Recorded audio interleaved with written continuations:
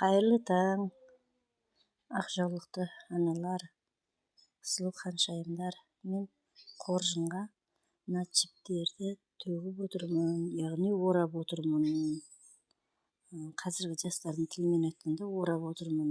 Бұрын біздер жіпті төгіп отырмыз деп айтатынбыз. Мінекей желіге дайындап отырмын. Құдай қаласа қазақша қоржын бастаймын. Сосын оны иіремін.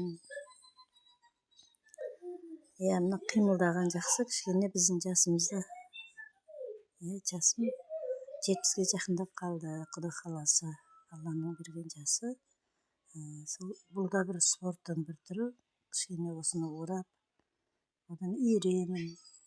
Қолы бос кезде, немере садикке кеткен кезде қоржын тоқимын.